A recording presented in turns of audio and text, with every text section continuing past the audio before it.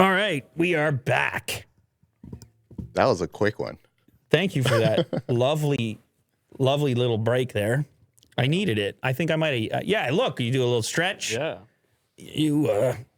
But I got to say, this live thing, it's fantastic. It's fun. It's exhilarating, and it's engaging. Mm-hmm. So I'm engaged. I don't know if you knew that. Oh, yeah. Scientists slam Joe Rogan's podcast episode with Jordan Peterson as absurd and dangerous. Yeah, I saw some of this reaction. There were a few sections that people seem to highlight. I haven't listened to the entirety of it, but there were a few sections that people seem to highlight as having issues with. Climate. Climate was the first one, yeah. Climate, and then race, black. I haven't listened that far. Okay, to be honest. okay. There was, but I was into the climate. Okay, well, there was a moment as well where they were discussing race and colors of skin, and people did not like that discussion. Mm-hmm. But they were doing it in a very casual way, like, what tone am I actually? Am I really white? And it's a weird. Devolved. It's just a weird topic. Yeah. It's just a weird topic in general. But then on climate, what happened? I saw the clip on climate.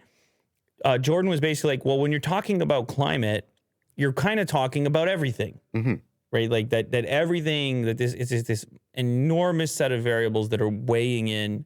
A lot of parameters to consider. Exactly, the climate situation. And so therefore, models are as good as their inputs. And if you're lacking certain inputs, then maybe your models aren't accurate. That was the gist of it. It went on a little bit longer than that. And maybe it was slightly more philosophical than that, but that was the rough idea. Here's the quote: "Your models aren't based on everything. Your models are based on a set number of variables. So that means you've reduced the variables, which are everything, to that set. Wow, look at this. But how did you decide which set of variables to include in the equation if it's about everything?" In other words, he's saying the scope of it is too vast. Yeah. To attack, which I don't know, maybe it's. He spoke specifically about time. Like the longer the time that you predict something, like the more inaccurate it will be. Yeah, I mean, it makes sense, right? Because there's just so many other variables that's coming in through time. But a lot of this is about nuance in the way that you discuss things, and then trying to put it into terms that are going to click or that people are going to be able to interact with. If you zoom too far out and get too philosophical, the trouble is that it's hard to do anything actionable with that. Like, what is it? The climate is too big for us to have any effect on. Well, then it's, can my factory just dump in the thing because like climate is so vast? Can I just? And I know I'm oversimplifying right now.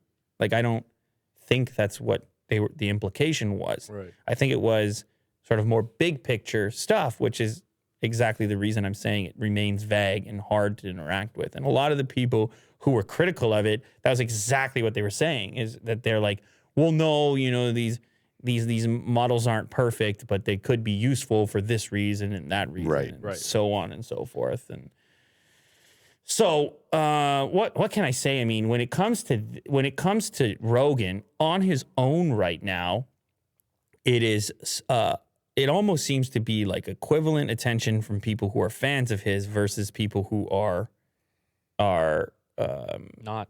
Who are not. Yeah. I guess that's what happens at a certain scale. Yeah. But I feel like right now it's a pile-on effect. It's just everybody. Well, no, but I think it's almost like every time an episode drops, it's so much news to be made that you have to quickly kind of condense what was said and figure out your headlines and figure out your position and whatever else, and whether or not you're in support of or outraged by the thing.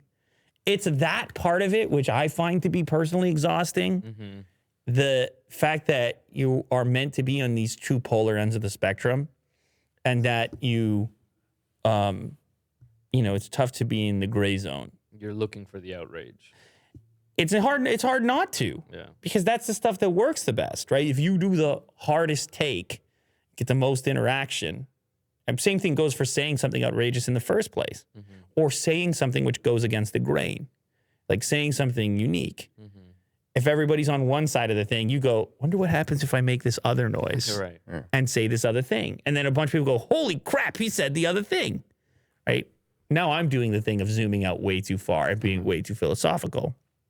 But the truth often lies somewhere in the middle, somewhere in the gray zone with humans. Often it's simply not as obvious as we would love for it to be, like some sort of math problem.